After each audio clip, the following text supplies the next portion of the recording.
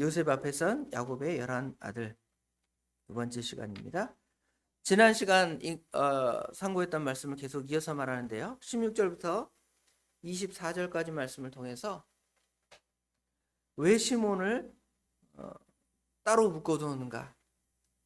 다른 형제들, 여러 형제들이 있는데 루벤도 있을 수 있고요. 다른 형제들을 이제 잡아둘 수가 있는데 시몬을 묶어두었는가에 대한 이야기와 왜 요셉이 자신의 정체를 곧바로 밝히지 않고 시험하면서 그들을 환대하는가에 대한 이야기를 우리가 상고했는데 그 두 번째 부분을 좀 더 살펴보도록 하겠습니다. 요셉이 정체를 숨긴 채 시므온을 인질로 삼고 형들을 시험한 것은 과거의 죄를 그냥 덮어두고 대충 봉합하는 화해가 아닙니다. 서로의 허물, 아픔, 그것을 다 품고 진정한 하나가 되기 위한 뼈를 깎는 회복의 과정으로 우리가 생각하면 되겠습니다. 우리 하나님께서 우리 하나님의 택한 백성들을 사랑하는 방식도 그러합니다. 하나님이 우리가 죄를 지었으면 그냥 용서해주고 너는 죄 없다. 그럴 수 있지요. 그러나 하나님께서는 그렇게 우리를 용서하시고 사랑하신 것이 아니라 그의 독생하신 자 예수 그리스도를 이 땅에 보내주셔서 그분을 통하여 우리를 구속하신 사건으로 하나님과 우리가 화목해 하셨습니다. 그렇죠. 깨어진 관계 속에서 안갚음, 복수 이런 것에 초점이 되어 있는 것이 아니라 용서와 사랑의 손을 내밀되 진정으로 변화와 회복을 이끌어내는 요셉의 지혜가 오늘날도 필요한 것이죠. 그러니까 요셉이 하나님의 이 선한 일을 드러내기 위해서 자신의 정체를 바로 내가 당신의 동생 요셉입니다 이렇게 말할 수 있지만 하나님께서 그에게 지혜를 주셔서 어떻게 하나님 앞에 바로 서게 되는 과정을 볼 수가 있는 것이죠. 야곱의 12 아들은 오늘날 우리 택한 백성들과 같습니다. 물론 여기서 지금 현재 우리가 생각하는 것은 야곱의 11 아들 요셉과 따로 두지만 야곱의 그 11 아들의 모습을 우리가 다시 복습하면 루벤 자기 서모와 간음죄를 저질러서 장자의 그 명분을 잃은 사람입니다. 시므온과 레이는 세겜에서 세겜 사람들을 학살하는 주역이었습니다. 유다는 일찍이 그 부모를 떠나서 가나안 족속과 살면서 거기서 방탕하러 살았어요. 그러다가 나중에 자기 며느리와의 관계를 통해서 쌍둥이를 낳게 되죠. 본이든 아니든 유다의 그 타락도 명백한 사실입니다. 야곱의 또 다른 아들들은 요셉을 죽이려 하다가 요셉을 노예로 판 일에 모든 일을 걸었습니다. 그럼에도 성경은 하나님께서 요셉의 그런 시련을 통하여 요셉이 고난을 당하잖아요. 이런 시련을 통해서 그들을 구원하기를 기뻐하셨습니다. 그럼에도 요셉이 그 형들이 자신의 그 어떤 영적인 상태를 알지 못하기 때문에 이것을 정말로 신뢰할 만한 어떤 증표가 나타나야죠. 그것들을 위해서 자꾸 시험하고 그들의 상태를 보는 것입니다. 우리 하나님께서야 전지전능하신 하나님이시고 우리 예수님도 전지전능하신 예수님이니까 우리를 일방적으로 사랑하시잖아요. 그러나 요셉은 하나님이 아니죠. 그렇기 때문에 그 형들과 화해하기 위해서는 지혜가 필요한 것입니다. 그 형들이 정말 하나님 앞에 바로 섰는가. 그래야 내가 진정으로 이 형들과 교통할 수 있고 교제할 수 있고 화목할 수 있다는 것을 알 수 있게 되는 것이죠. 어느 한편 요셉이나 아니면 요셉의 형제들 어느 한편에서 용서로 끝난다 답이 되는 게 아니에요. 예를 들어 요셉의 입장에서 볼 때 형들이 다 잘못한다 내가 잘못했다 이렇게 고백했다 할지라도 요셉의 마음속에 그 형을 용서하고자 하는 마음이 없다. 어떻게 되겠어요? 풀 수가 없죠. 반대로 요셉이 용서의 마음이 커서 너그러운 마음이 그 안에 넉넉하게 있는데 형들은 여전히 요셉을 미워하고 증오하고 하나님 앞에 바로 서지 않고 죄 가운데 있다. 어떡하겠습니까? 서로 화해가 되고 서로 용서가 되겠습니까? 계속 틀어질 수밖에 없는 것이죠. 상처를 준 사람이나 상처를 입힌 사람 모두가 이 문제를 극복해야 하는 것이죠. 단계가 필요한 것입니다. 제가 북한의 남북관계에 대한 얘기를 우리가 했잖아요. 그냥 풀어진 게 아니에요. 지금은 얼마나 이 관계가 끊어져서 골마있잖아요. 두 국가론. 이제 북한은 이제 대한민국 남조선이라고 부르지 않습니다. 자기들은 이제 조선 민주주의 인민공화국이라고 부르라는 거예요.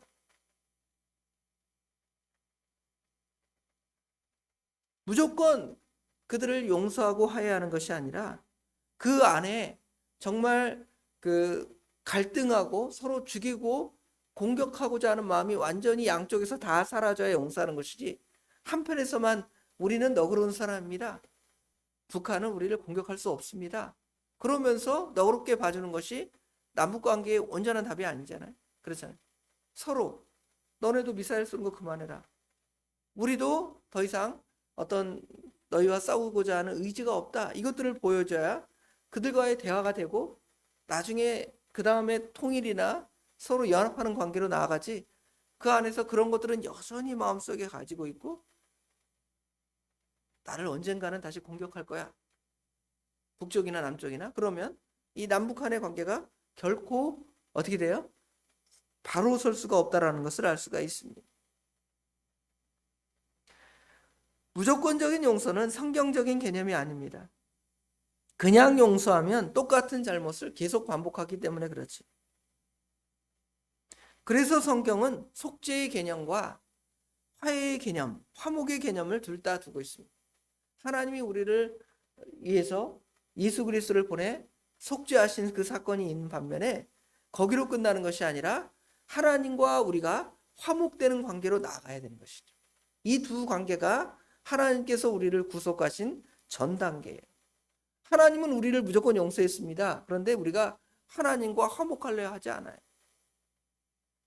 또 우리가 하나님과 화목하고 싶은데 하나님께서 우리에게 예수 그리스도를 보내주지 않으셨습니다. 그럼 어떻게 돼요? 우리가 하나님과 결코 화목될 수 없잖아요.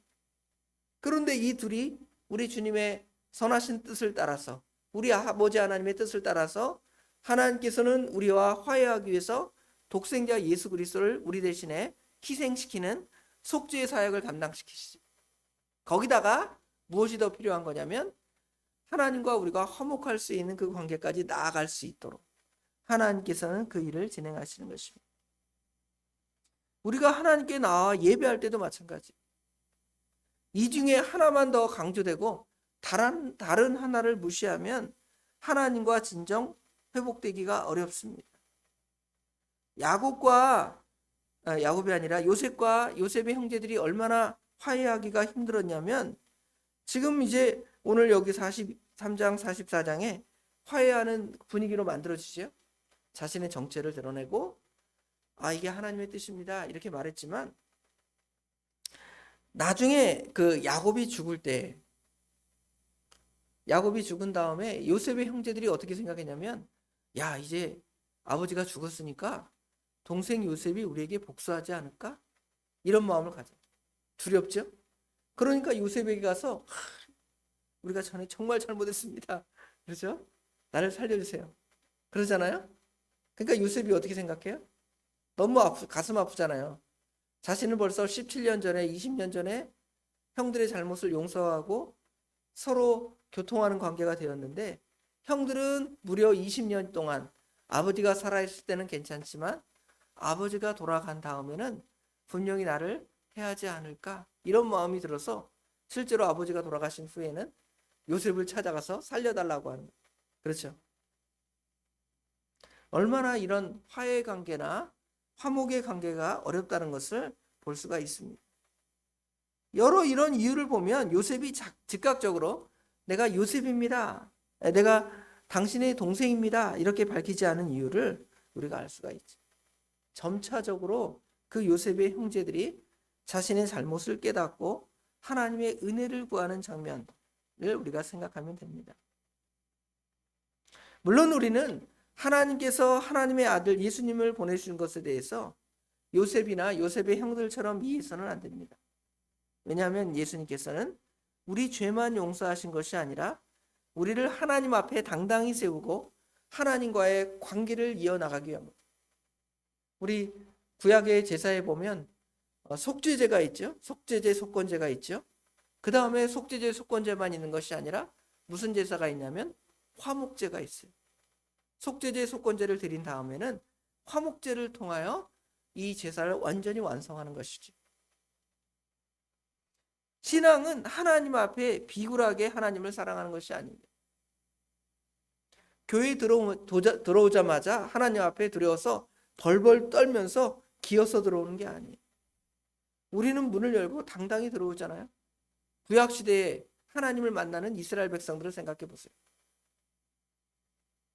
이 성소에 마음대로 들어갈 수 없어요. 성소 지성소 안에는 가히 들어갈 수 없죠. 잘못 들어가면 어떻게 돼요? 죽잖아요.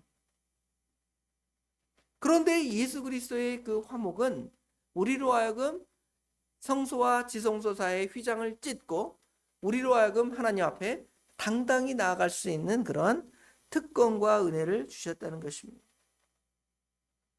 그러므로 우리는 하나님을 벌벌 두려워 떨면서 사랑하는 것이 아닙니다. 물론 어느 측면 안에서는 우리가 하나님을 경외하고 두려워하는 마음이 필요합니다. 그렇죠? 하나님과 피조물과의 관계가 있으니까. 그런데 이것이 너무 극단적으로 표현되어지면 하나님과 우리의 그 화목 관계가 완전하게 만들어진 것이 아닌 것처럼 보여지죠. 그렇죠? 이 하나님을 경외하는 것과 하나님을 사랑하는 것에 균형점이 있어야 돼. 너무 한편에만 초점이 맞춰져서 이슬람교도들처럼 신을 너무 두려워하는 거예요. 그렇죠? 신 앞에 무슨 종들이 굴복하듯이 아주 그냥 그렇게 엎드려 나아가잖아요. 불교에서도 3000배 비슷한 거 삼보일배 또는 3000배가 하지 않아요. 얼마나 그 신 앞에 굴복합니까? 그렇게 안 하면 신이 자신들에게 은혜를 주지 않을 거라고 생각하는 거죠. 물론 기본적으로 우리의 그 하나님 앞에 잘못한 것에 대한 인식, 하나님께 우리의 죄를 철저하게 고백하는 것, 그것은 우리가 하나님 앞에 두려워할 것이지만 예수님께서 우리를 사랑하시고 우리를 위하여 희생하셨다는 그 사실이 우리 앞에 명백하게 있으면 우리는 또 하나님 앞에 어떻게 나아갈 수 있어요? 기쁨으로 당당하게 하나님께 나아갈 수 있는. 성도는 이 두 가지의 마음이 우리 안에 있어요.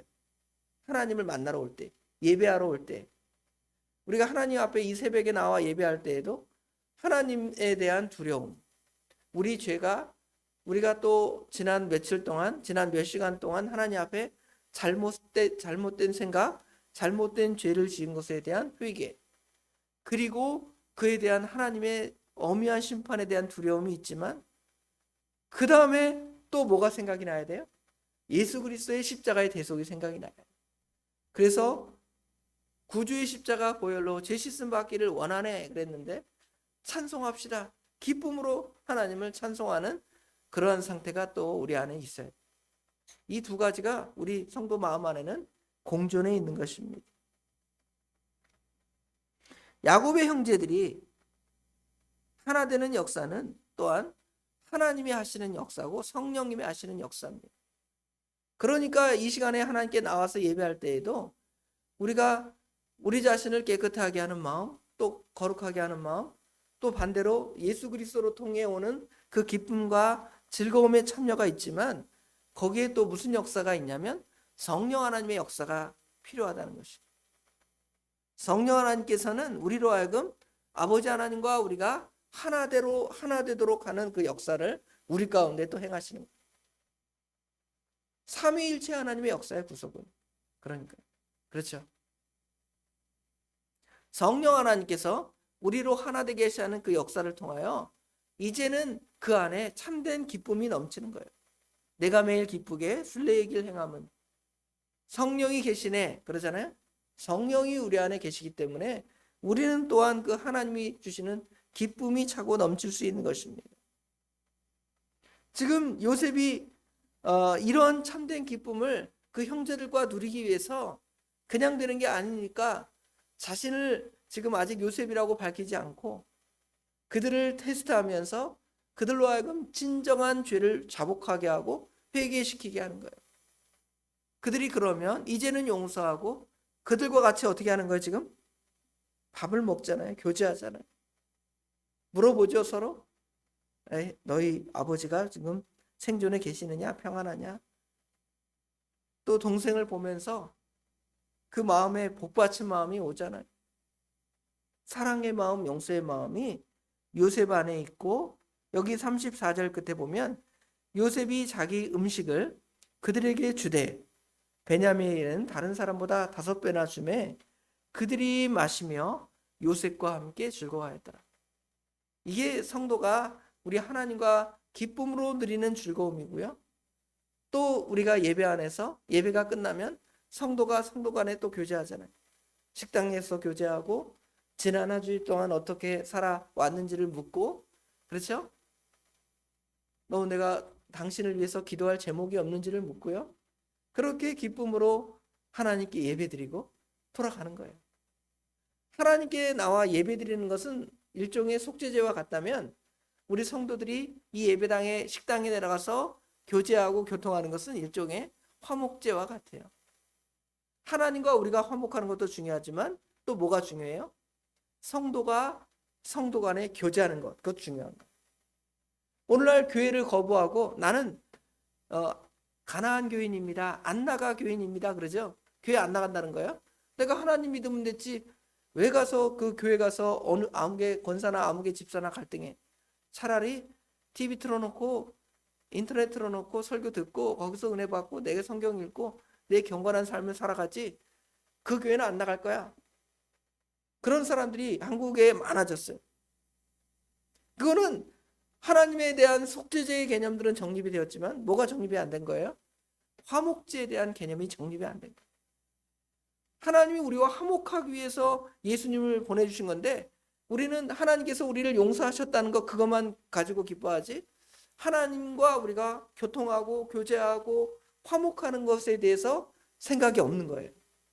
정말 하나님과 우리가 화목하고 교통했다면 우리가 하나님의 자녀들인 모든 성도들과 어떻게 해야 돼요? 화목해야 되죠.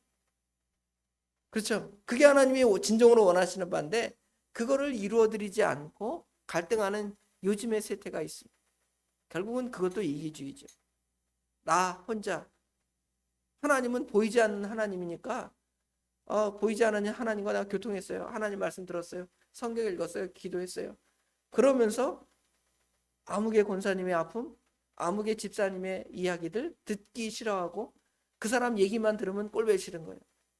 그 사람도 나에게 상처를 입히고 나도 그 사람에게 상처를 받고 상처를 입히고 그게 아니라 교회는 하나님께 예배하면서 하나님으로부터 오는 참된 기쁨을 누릴 뿐만 아니라 그 기쁨으로 우리 성도가 서로 교제하고 교통하며 하나님의 은혜를 나누는 이게 진정한 예배의 형식이에요.